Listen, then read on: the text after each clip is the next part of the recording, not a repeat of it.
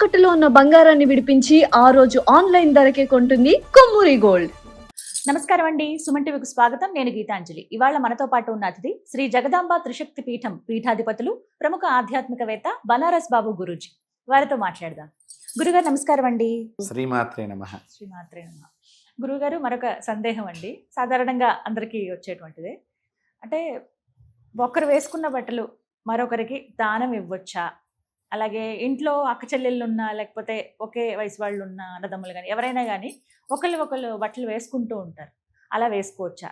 దానం ఇవ్వడం కానీ ఒకరు వేసుకోవడం కానీ అసలు శాస్త్రం ఏం చెప్తుంది వీటి గురించి? అంటే కొన్ని చోట్ల విన్నానండి, మీరు అలా చేయొద్దు, లక్ష్మీదేవి వెళ్ళిపోతుంది ఇంట్లోంచి అని ఒక మాట అన్నారు. నిజంగా అలా ఉంటుందా? ఇప్పుడు ఇక్కడ శాస్త్రంగా మనం ఆలోచన చేసినట్లయితే మన పూర్వీకులు దేన్ని కూడా వృధా చేయనివ్వలేదు.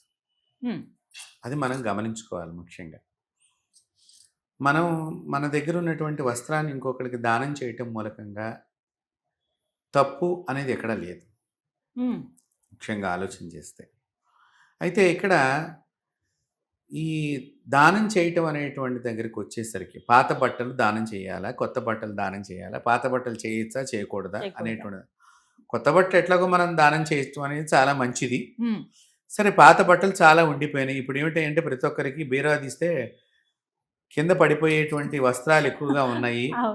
అంటే రోజుకొక రంగు, రోజుకొక కడితేనే కానీ గొప్పవాళ్ళం కింద అని సమాజంలో చూడలేని పరిస్థితులకు వచ్చేసారు.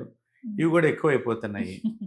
అంటే ఇలాంటి పాత బట్టలు మనం ఏం చెయ్యాలి అనుకున్నప్పుడు మనం దాన్ని దానం చేయొచ్చు. అంటే పేదవాళ్ళకి ఇవ్వవచ్చు, తప్పులేదు. అయితే మీరు వేసుకున్న బట్టలు మీకేమైనా చర్మ సంబంధమైనటువంటి వ్యాధులు కనుక ఉన్నట్లయితే ఆ బట్టలు ఇంకొకరికి ఇవ్వకుండా ఉండటం మంచిది. తద్వారా వాళ్ళకి ఆ వ్యాధి వస్తుంది. అంటే మనం అలాంటివి చేయకుండా ఉండటం చాలా మంచిది, ఉత్తమం. రెండోది, టీబీ వ్యాధితో బాధపడుతున్నటువంటి వారి వస్త్రాలు. ఎందుకంటే టీబీ వ్యాధి అంటే వారి మాటల్లో కూడా, వారి ఉమ్ముతుప్పరలో కూడా ఆ యొక్క వ్యాధి లక్షణాలు ఉంటాయని చెప్తూ ఉంటారు కదమ్మా. వారికి విడిచిన గాలిలో కూడా వాళ్ళకి దూరంగా ఉండాలి అన్నట్టుగా డాక్టర్స్ చెప్తూ ఉంటారు కదా. ఉమ్ము నుంచి కూడా అది ఇంకొకరికి వ్యాప్తం అవుతుంది. అంటే ఇలాంటి వాళ్ళు మాట్లాడుతున్నా, వాళ్ళ తిండి గబుకుని బట్ట మీద పడ్డా, ఇలాంటివి వాళ్ళు ఈ బట్టల్ని దానం చేయకుండా ఏదైనా తగలబెట్టేసి, మరీ ఎక్కువగా ఉంటే తగలబెట్టేయడం మంచిది. నేను వ్యాధుల గురించి చెప్తున్నాను. మీరు బట్టలు ఇవ్వాలి, లేదండి మా ఇంట్లో అందరం బాగున్నాం, మాకు సైజులు సరిపోవటం లేదు, తర్వాత అసలు వాడటం లేదు వాటిని అనుకున్నప్పుడు శుభ్రంగా మీరు ఉతికించాలి ఆ బట్టల్ని. ముఖ్యంగా విడిచిన బట్టలు ఎప్పుడూ కూడా ఇవ్వకూడదు. ఉతికించి చక్కగా మడత పెట్టి మీరు పక్క వాళ్ళకి, లేని వారికి దానం చేస్తే మీకు ఎప్పుడు కూడా శుభమై ఉంటుంది. ఇది మనం తెలుసుకోవాల్సినటువంటి ముఖ్యమైన విషయం, పాత బట్టలు ఇచ్చేటువంటి విషయం. అయితే ఈ పాత బట్టలు ఇస్తున్నాం కాబట్టి మనం ఇక్కడ ఇంకొక పని చేయాలమ్మా.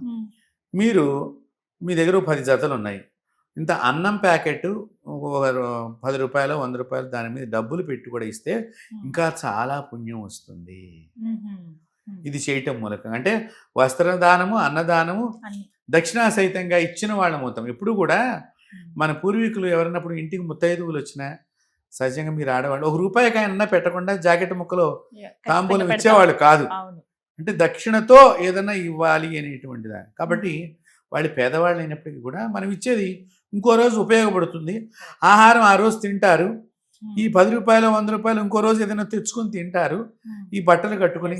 అంటే మనం వాళ్ళకి ఆనందాన్ని ఒక 2 రోజులు మనం ఇవ్వగలుగుతున్నందుకు కానీ భగవంతుడు అది హర్షణీయంగా పరిగణిస్తాడు. కాబట్టి పాత బట్టలు ఇచ్చే విధానంలో ఈ విధానాన్ని పాటించడం చాలా మంచిది.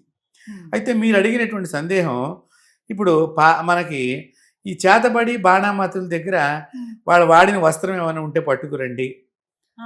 వాళ్ళ మనకి కొన్ని సినిమాల్లో కూడా ఈ వస్త్రం కట్ చేసి ప్రయోగాలు చేసినట్టుగా కూడా చూపిస్తూ ఉంటారు కదా.